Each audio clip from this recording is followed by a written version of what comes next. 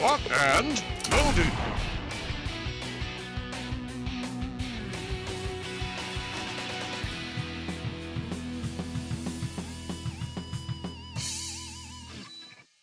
And loaded. We got it right. We almost had it today. Well, guys, in Lock and Loaded today, we're going to have a different type of conversation. I think sometimes we have to also show our level of awe in people, right? Like what people are out there doing. And so today's going to be like a spotlight. Yeah, we wanted to spotlight some people who have made a difference in the community, raise awareness to the autism community. And I think that the difference that these individuals have made, it needs to be talked about. You know, it goes year in and year out. And we know that autism is not like a disability or disorder that affects just this type of individual. Sometimes it can affect some of the most known people, some celebrities, right? And their kids and their families, right? So you look at it as you think, because we work with a variety of different types of parents and families, but you would assume that they're just regular people, that the only people that are affected with autism are just regular people. But everyone's affected, no matter where you are in terms of your socioeconomic status, whether you're a celebrity, whether you're just a normal everyday Joe, it affects everyone. That's right. And the individuals that we're going to be spotlighting today actually highlight everything that we talk about in ABA, right? In a sense of family supports, in the sense of advocacy, in the sense of breaking the stigma. All of the different statistics this family and this group have really broke. And that's why I think it's great. And all the statistics that you would find to be the divorce rate, this family stayed together, right? The divorce rate is really high in this industry when you have a special need. It's the number one. It's not money. It's not infidelity. It's not any of those other things. It's having a kid with special needs. It's the number one rate of divorce based upon the literature and the research. But this family stayed together. That's amazing. And that is, right? Sometimes when you are high profile and you are very much like an elite, I would consider these individuals and moving in an elite area, very elite,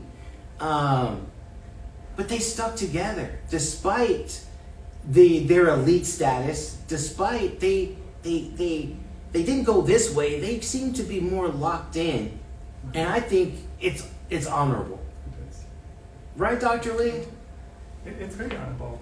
Just being able to stay together, support your child, and not just abandon them, right? Being able to support them, make sure they're having that quality of life that they deserve. Wow, man. The quality of life that they deserve. And when we talk about this particular family, they magnified the odds, changed the odds. The statistics say you can't drive. Well, their kid is driving. Can't get a job. You can't get a job. Their kid actually has a job, a really good job. You know, and one day probably will be a business owner of his own, right? So I think it's important for us to spotlight these type of individuals because they've done so much to try to enhance the lives of kids with autism, right? They've done their life duty to enhance kids with autism, to bring awareness to autism in so many different shapes and forms. So I think it's up to us now to highlight them, individuals that are like that, right? To give back, because we want to show this is the model. This is the way that it should be, in a sense of when you are at this level or this status. So today we're going to be highlighting Holly Robinson and Rodney Peete. Right? Let's give them a hand. That's right, Dr. Lee. Let's give them a hand, because I believe these individuals, Holly Robinson, a celebrity, back in the day. Oh, yeah. Jump Street. You're a Johnny Depp. I see the hair I still. was the other Asian, Dustin Wood. Oh, okay. You were Dustin Wynn. That's right.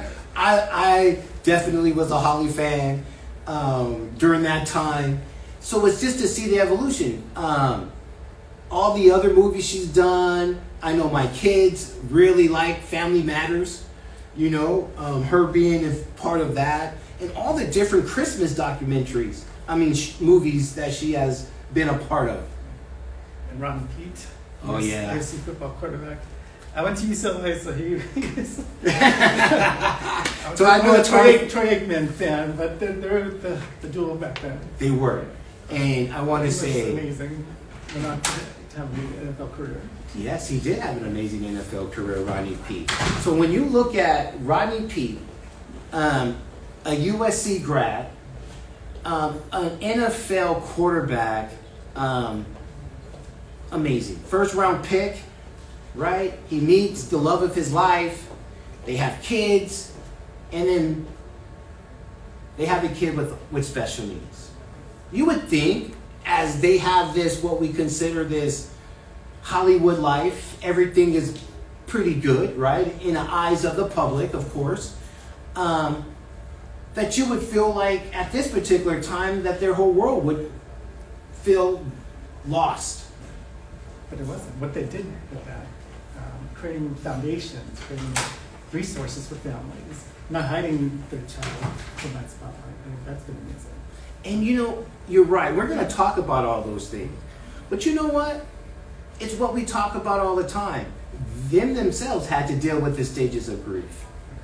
Them themselves had to deal with what everyday people with individuals with autism had to deal with. Yeah, I'm pretty sure Rodney had to go through some sort of depression stage. You know, and my son maybe not going to follow my footsteps and be good at football, things like that. But just come to an acceptance with that. Being able to accept that, that's the key. Being able to accept it, and let's see what we can do. Let's see what RJ can do. And I think that because of that, moving to the acceptance phase, saying at the end of the day, it is what it is, we can't, and we love our kid, and moving them to the acceptance phase, wow, they've done some amazing things for not just RJ, but for the entire community. So let's talk about that. Because these are the things I get excited about. I really do. Because our statistics show when they first got the diagnosis, right? Oh, we have a kid with autism, right? It's the same literature every other parent is going to read, which is at that particular time possibly, there probably wasn't a lot of information out there of hope. This kid does this now with autism, this kid does this. You know, there probably wasn't, right, Dr. Lee? Back in the days, my child's going to go into a group home or maybe have to go to an institution, things like that. So there wasn't a lot of hope in terms of, okay, he can get a job, he can drive. Not a lot of stories about that. Not a lot during that time of when they probably got the diagnosis. But you know what? What I love, they believed. And they're the models. And that's why I want to give back in a sense of sharing their story and continuing this within what we do with ABA. It's breaking these statistical stigmas. One of the stigmas is we have maybe back in the day, it's changing now and it's evolving, that we've had a lot of our kids don't drive, right? So guess what? Rodney Peete and Holly Robinson said, our kid is going to do what everybody else is going to do. And guess what? He drives. Right. Just giving them the opportunity versus being scared and backing away from it. Now let's give him that chance to do it. And then he was able to do it. Right? But not just that. Before we get to the driving, because driving is like 18, 19, 21. But let's go back all the way to the age of 2 or 3. Maybe 4, 5, 6, 7. Navigating through IEPs. Right? This is where we tell parents out there, yes, your IEPs are tough. Look at the models of celebrities that literally had to learn themselves what an IEP was and go and advocate for the right educational platform. And when you do it positively and eloquently, I'm pretty sure there were some tough meetings. But you stay positive and you stay moving in a forward trajectory.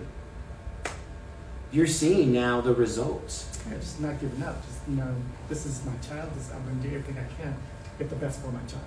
That's right. And what is that?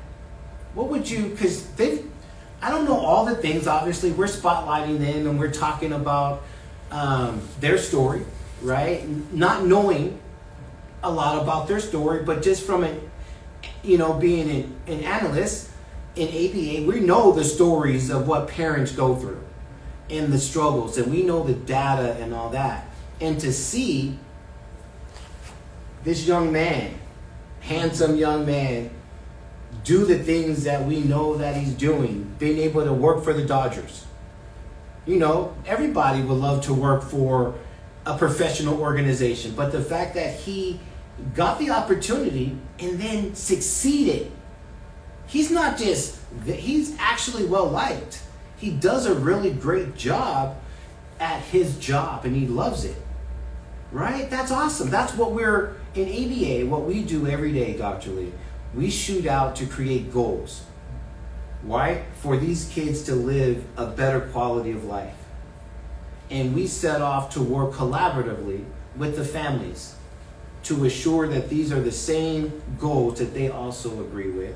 And then we bring our team in with some amazing strategies, because we got strategies that right, Dr. Lee, we can't tell our secrets, but this is what we, in ABA, this is the type of family that we are trying to get everybody else to be, to come together. You got the grandparents. You got all of everyone, the siblings. You got everyone bought in. When you have a community working collaboratively, remember, it takes a village. Everyone, from grandparents, caregivers, siblings. Don't forget the siblings. Everyone.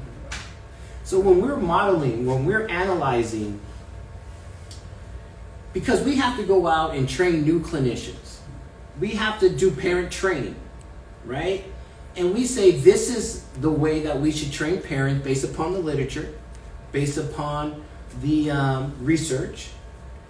And when you find a family that's pretty much done everything pretty amazingly, I'm not going to say they didn't have no arguments or no disagreements, right?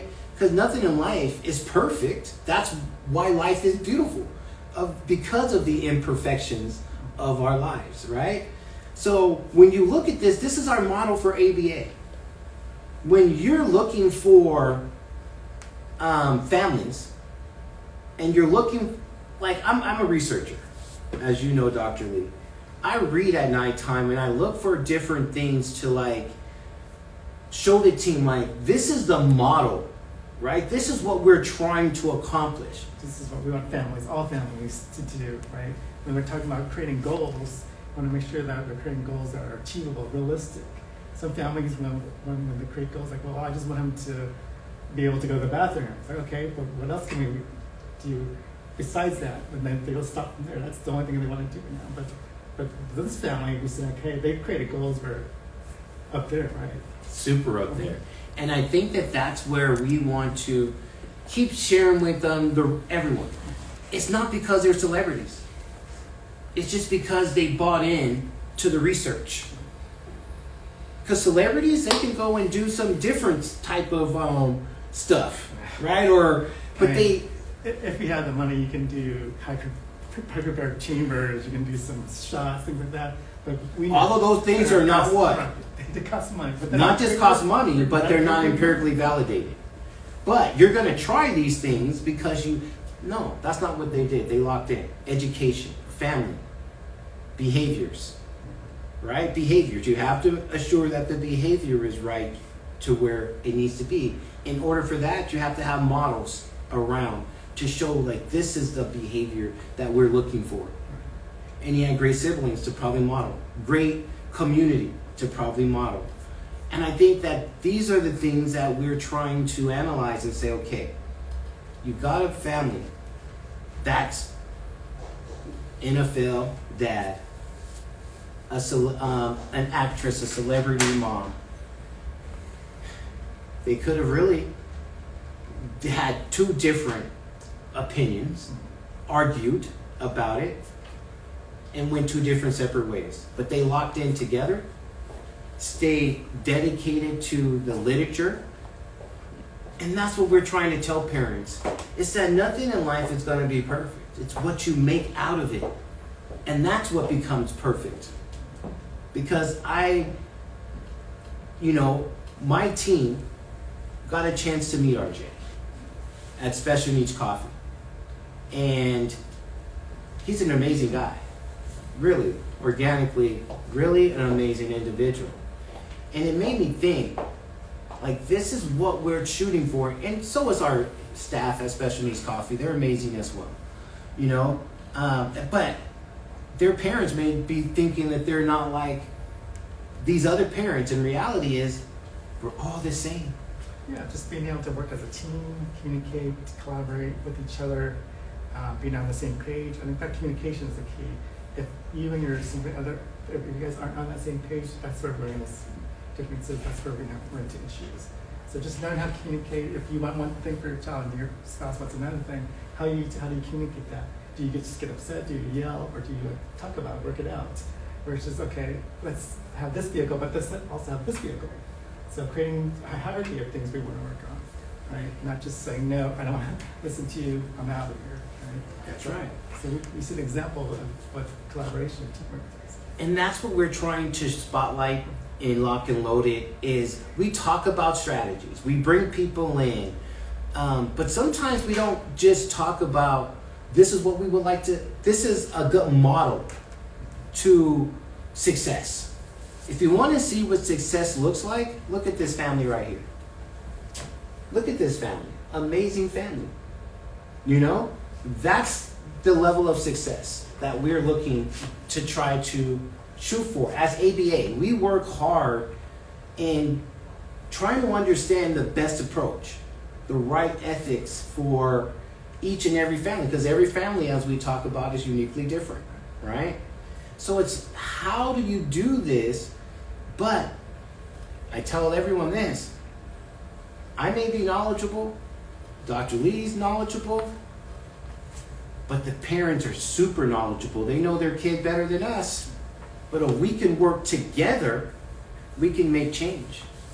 We can see true change in this industry. ABA, not just our company, but ABA has organically made some really great changes. Yeah, parents do know their child best. I just ran in a situation where the parent and the therapist are working on programs themselves because we did have a lack of a supervisor at one point.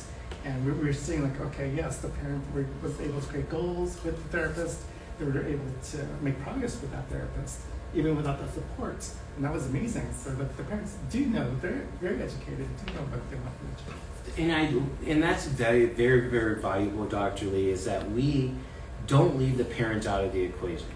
And that's why we're spotlighting this, because we as ABAers sometimes go into an environment think that we're just going to go do our program.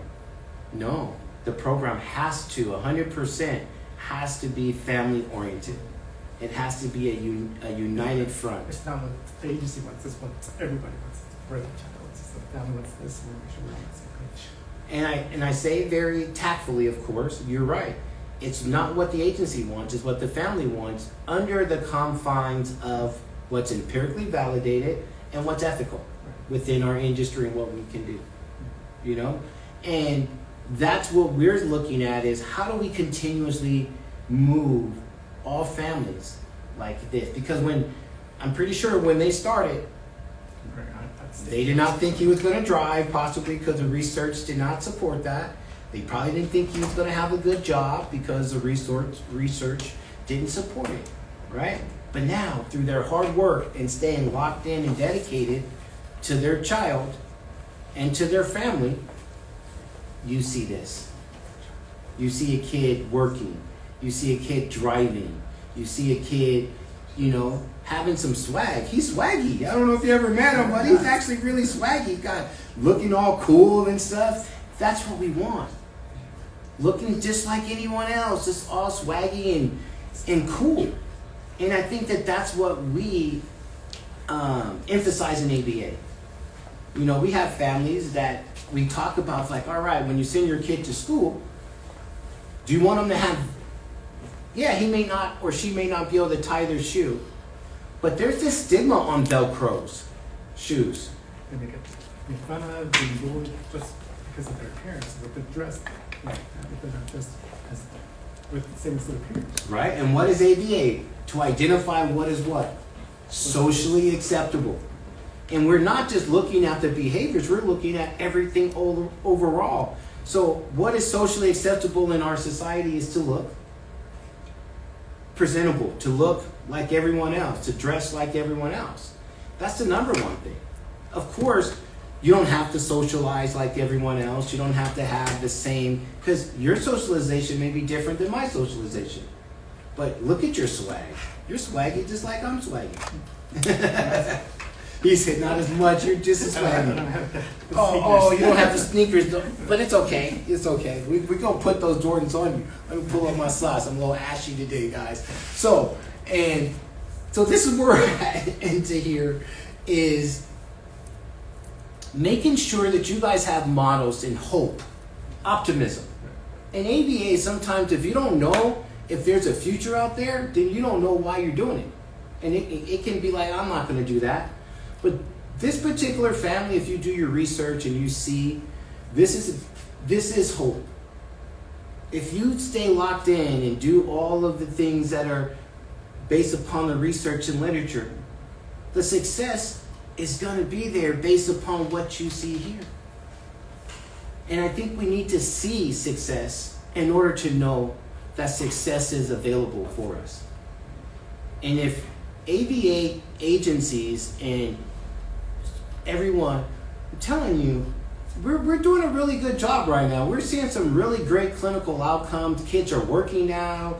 Kids are driving. Kids are graduating from high school. Like, we're seeing these, at least within our organization, we're seeing this.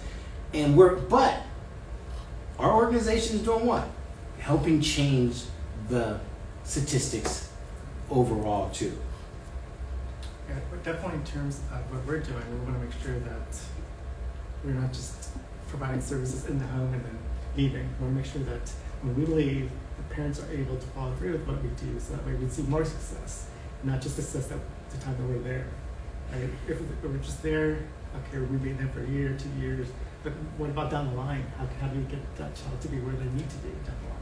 But you just nailed it. In order for that kid to get there down the line, the parent has to know how to do it. So when we're there, if we're just go into the home and then we leave and the parent didn't get anything out of it, we didn't do our job that day because therapy did not continue. Right? If the parent is on the same accord with what the therapists and supervisors are doing, then the day continues therapeutically along. So that parent training, parent education is very important to these services. We want to make sure that when we're not there, the parents are able to continue with what we're doing. Even if it's a different program, different situation arises, they already know what to do. It's like, okay, last time we did this, I'm going to do the same thing. Maybe that strategy is going to work. But if not, I'll just call them up and say, hey, I need some help, provide some consultation, and then, okay, I'm ready to go. You guys can do that. So it's not just we're always going to be there. We want to make sure that the parents are able to follow through. We have a person who met RJ, and Juan, come on over. Come on over, Juan. You're going to be part of Lock and Loaded Today podcast. I want you to give some insight on how when you met RJ. Juan actually also has autism, and he works with us. Come on in, Juan.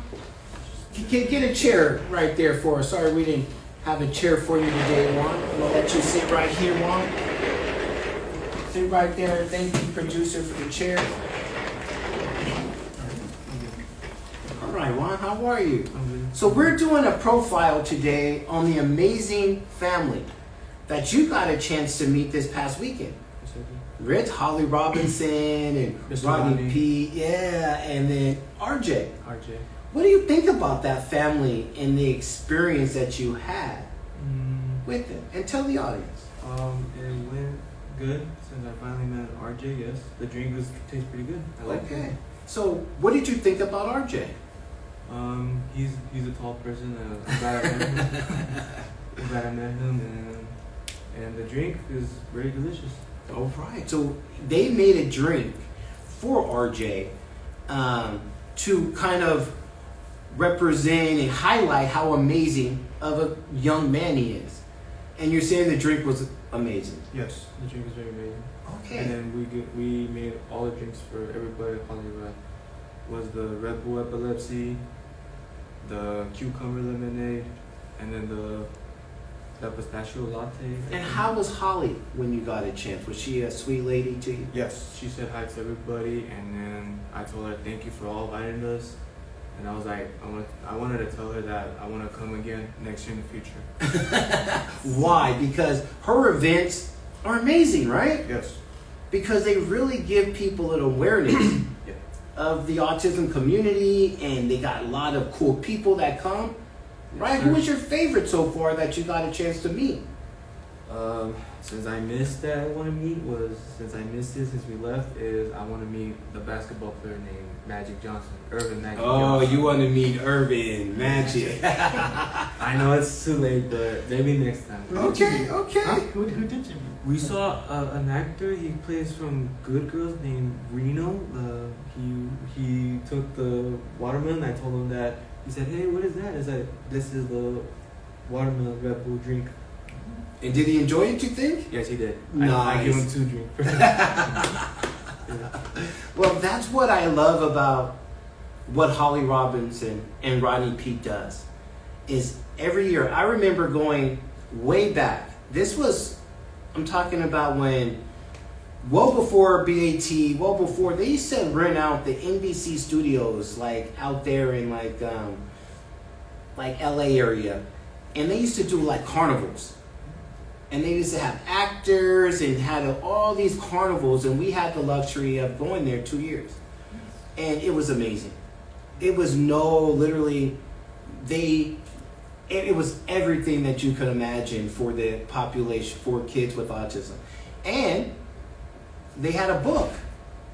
And we had RJ during that time sign the book. It was the sister and him wrote a book, child book together. I'm actually going to bring the book. It's actually in my my cupboard, in my office. I'm going to have the producer go to my office if she doesn't mind, and you'll see RJ's coloring book inside of the piece. Thank you on that. So this is why we wanted to do this, Amazing Families, because of giving you and Special Needs Coffee the actual experience and opportunity. Yes, sir. That's awesome, right? Yes, like sir. not everyone does that, but Holly Robinson and Rodney Peete, they cared for you guys and said, I want Special Needs Coffee there. And you guys, I heard, did a pretty good job. Yes, we did. That's what's up. Yes. That's what's up. Dr. Lee, you have some questions I for think that's what I admire about people, high status, high profile celebrities. Some of them don't really, with their status, with their platform, don't really speak up about awareness, things like that. But what this family's doing, they're raising awareness, they're providing resources for others. So that's amazing what they're doing. With one, you were able to go to that event. How did you feel in terms of working? I feel like not nervous, just focus and work, and then after that we can say hi to celebrities. That's what we have to do. Yeah, and I think ultimately it's really great for you guys to get a chance to interact together. It's an inclusive, and I think that that's what is more meaningful. It's an inclusive community. And what Holly Robinson and Rodney Peete are doing is making it an inclusive community for everybody. You can, all people of all walks of life, autism, neurotypical, they could all be in one. Just You know? an opportunity for everyone. Correct. Inclusive. Correct. And I think it's very important that we continuously see that, because if not, then we're not going to really truly understand one another or be able to continue. And in the world we live in, we want to continuously be inclusive. And it takes ABAers and individuals like you, Dr. Lee, who's really amazing at what you do, to continuously allow for the knowledge to be for the next generation of clinicians. Because Juan here, he enjoys the events. But I think it was an honor, and thank you, Juan, for sharing your experience with RJ, really cool guy, and most importantly with Holly Rod and Holly Robinson and Rodney Peete and their amazing foundation, right? The Holly Rod Foundation. Yes. Right? Supporting. It's not only autism, but I think it's Parkinson's. As well, that's right. We don't want to leave out Parkinson's. So she's amazing. She's trying to just assure that everybody that's out there that needs support, that she can be that person. You know, and I think we're wanting to support that. And we're going to do everything to just spotlight these amazing individuals, continuously do what we do, right, Juan? To Yes, sir. continuously have individuals like you working. Yes. That's, you drive, right, Juan? I drive a car, yes. Yes. But I'm trying to finish my Yeah, story. but you also, whatchamacallit, work, Work. right? And what I love about you, Juan, you tell me like, hey, I gotta hurry to get home. So what not? Pick up my younger brother from school. That's right. So you have an individual here that has autism, and he goes and picks up his 8-year-old brother from school. No. 14-year-old. Oh, 14-year-old. Sorry, 14-year-old brother, almost every day from school to help your parents. Yes. So I have a question love for you. So growing up, did you It's ever feel like you were able or weren't able to start driving, get a job? And who Uh, supported you with it? Yes, I will say this. At the age of 16, my dad is trying to help me how to drive a car because sometimes I wasn't feeling ready. And then at the age of 21, I finally learned how to drive a car when I head to like the interview with Special Needs Coffee. And then I wasn't ready to drive a freeway. And then at the age of 22, in 2022, I finally learned how to drive a freeway by myself. and you get to work here. Yes, sir. So you had the support of your family. They supported you. They Yeah, taught you how to my- drive. Okay. Yeah, my mom always called me and texted me and said, hey, can you pick up your brother named Leo? And I said, yes, I have to pick him up. And I have to buy his favorite fast food sometimes. And I told my brother, don't eat too much. Just eat. But this is what we're saying. Everyday individuals are doing what it is that these like celebrities are doing. And I want people to know that people think, and I love this, that we have more in common than that we don't have in common. That we're all in this together. And this is the book. Thank you. My Brother Charlie. This was written way back. Holly Robinson wrote it with Ryan Elizabeth Peete, which is her daughter. And then we got, as you see here, we have RJ's signature, autograph right there on it. Oh, shout out to Ryan. Thank you, RJ. Yeah, shout out to RJ, and his book. And I just think it was a perfect book of showing sibling love.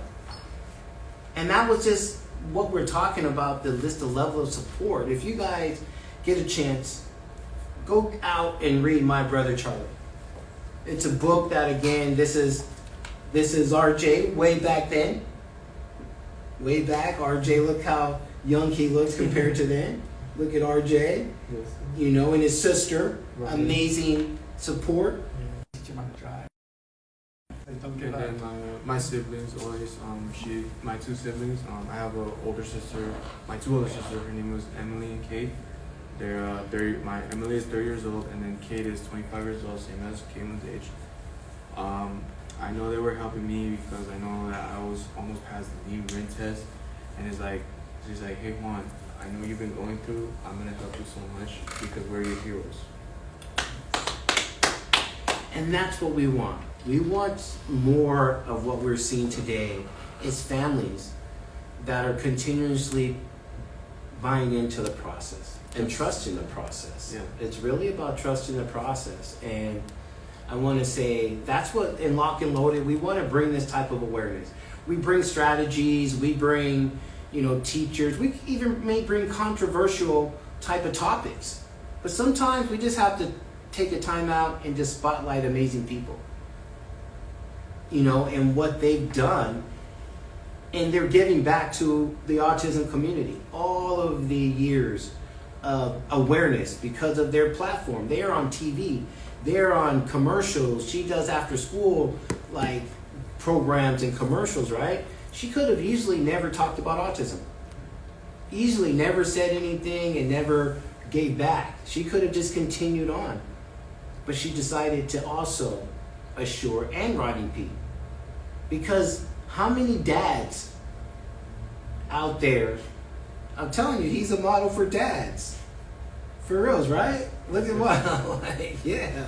Dads be out there. So he's a great model, and I just want us in ABA community is to really work to try to get parents to buy into the process, to trust the process. You know, because it's really not about the here and now sometimes, it's really about the future. You know, we may argue, I'm pretty sure there was arguments, but if you look at where our kids are now, the evolution, we have Juan here. We're talking about RJ. The evolution of our kids is pretty amazing, but it's because of one thing. The families. Juan's family, his support, but also too, I want to give credit to the ABA community. You know, we're really kind of trying to help with great strategies to really help parents with what they're doing. You know, and I think it takes a village. You have to give credit to the speech pathologist. Teachers, that's what we talked about last week. You got to give credit to the teachers. You got to give credit to the occupational therapists.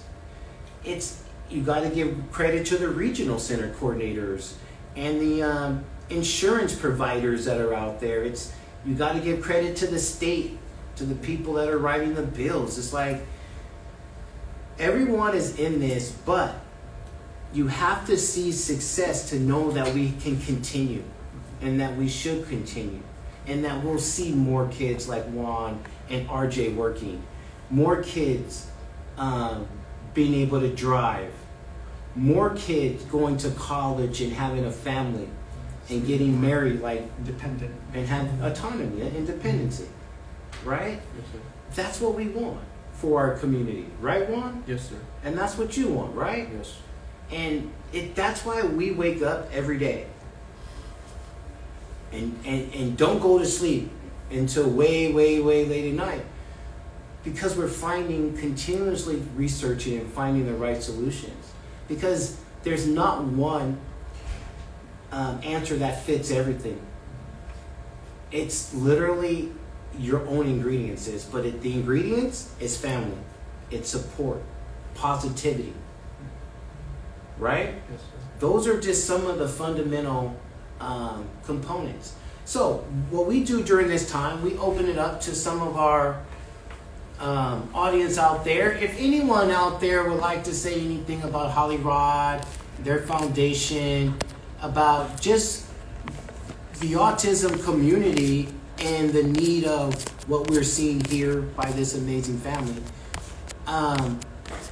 what questions, thoughts, feedbacks do you guys may have for us today? Producer. Nothing's come across the screen yet. Okay. When we do, this is every segment, we actually open it up to our audience just to give some questions, some thoughts from their opinion. Maybe there's some people out there that actually have experienced Holly Rod and their foundation. One thing I do want to give credit to too, something that we didn't talk about, is she's a very much about, in our industry it's called behavioral cusp, right? Which means if you're able to travel, you get a chance to see new things, experience new things. And she does an amazing program with the airlines that allows for kids and families with autism to learn how to travel. Yeah.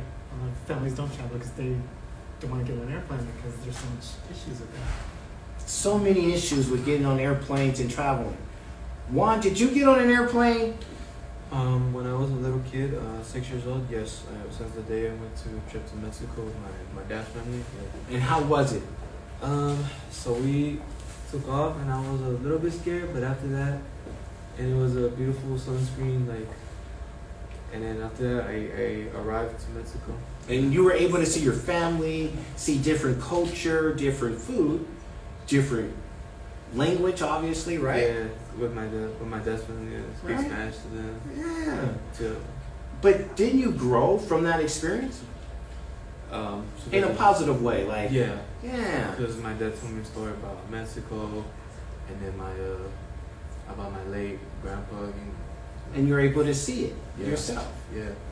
That's what I want to say to what she does is a traveling program to allow for, I know we're fortunate, not the same airlines that she's affiliated with, but because of just how amazing she is, she was able to guide us to find one that we were able to be a part of. That's obviously different than what she sponsors and what she's about, but both what she's doing is amazing. Allowing for kids to be able to practice getting on an airplane so that they can travel with their parents. Because as Dr. Lee said, we ask our families, you need to get away, you need to get away. They never do because how hard for them to travel.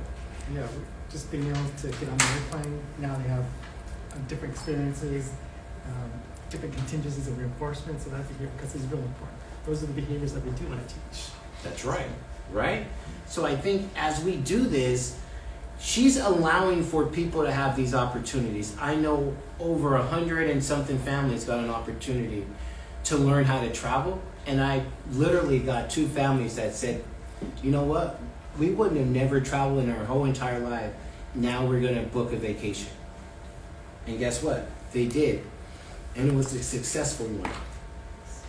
You know, and it's really about opportunities, getting opportunities, and Holly Rod and Rodney Peete are giving so many kids and families the opportunity of a really great quality of life. You know, that's pretty amazing. And it's inspiring. You know, it inspires us to want to continuously just work hard in ABA, you know, and be a part of that process. We have a question. I actually want to have a question for you on. The team knows that you went to one of the Hollyrod flights that we were just talking about. Yeah, the terminal, yes. What was your favorite part of it? When you go inside the plane, and then I was like, this is where like you go inside the airport, like get a ticket, and then go like would you like to go, like yeah, and then when I take off my watch and phone, there's like Oh, in the scan, Yeah. okay. And then after that, TSA. yeah, and then when you're about to sit down, like you have to wait until they call you, like what is your group or your boarding and your plane, and then that's why I was going inside, and then I was like man, I was like, this is a big plane. Did you see the pilot? I did. I went inside of the plane, like hold the steering wheel. And You got to hold the wow, nice. Yeah, So because- he let you kind of go behind there. Okay, that's awesome. If I have a big plane, like if you like just like the movie Fast and Furious, when you have all the cars like drive down like an airbag or a parachute. Yeah. I think that's amazing. And why? Because it probably made you feel safer because you understand it. You went through it. Probably now says, I want to go fly now. You got a small plane, yeah. That's what. Where would you go?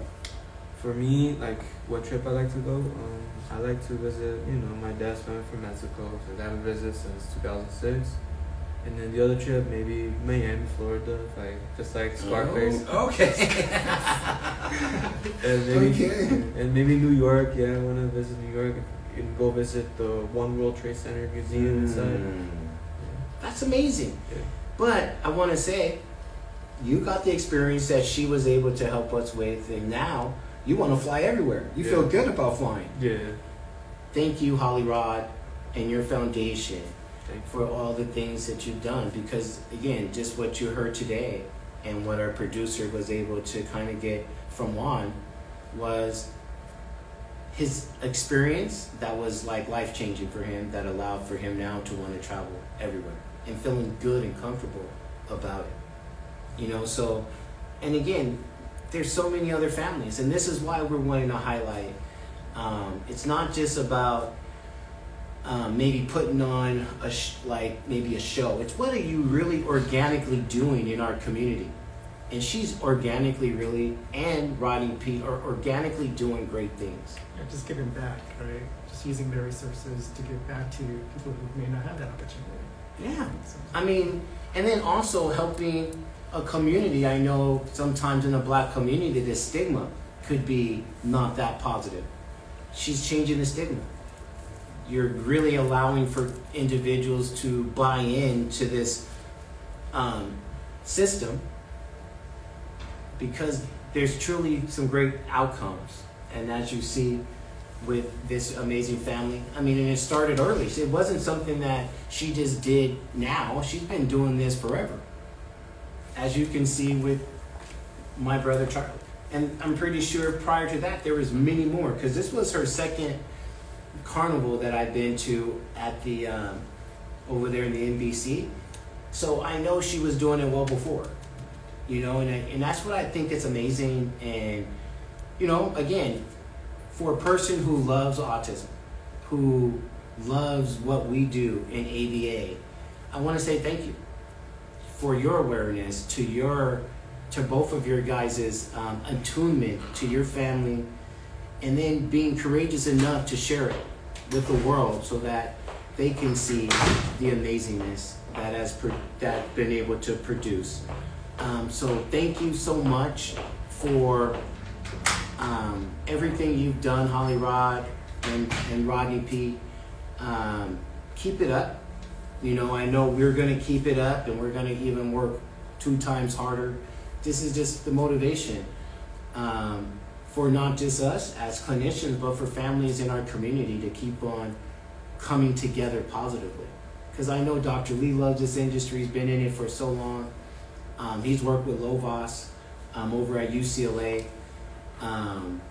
So we've been dedicated to this, and it's an honor for us to talk about this amazing families and the great outcomes that this family has produced, because RJ is organically, just like Juan, an amazing guy. Really amazing. yes. So again, Dr. Lee, anything that you would like to add? Yeah, just again, thank you to Holly Robinson and Rodney Peete for what you're doing to the community, giving back. Keep doing what you're doing. That's right. Thank you for your attunement to Lock. Loaded. Oh, no. Lock. And Loaded.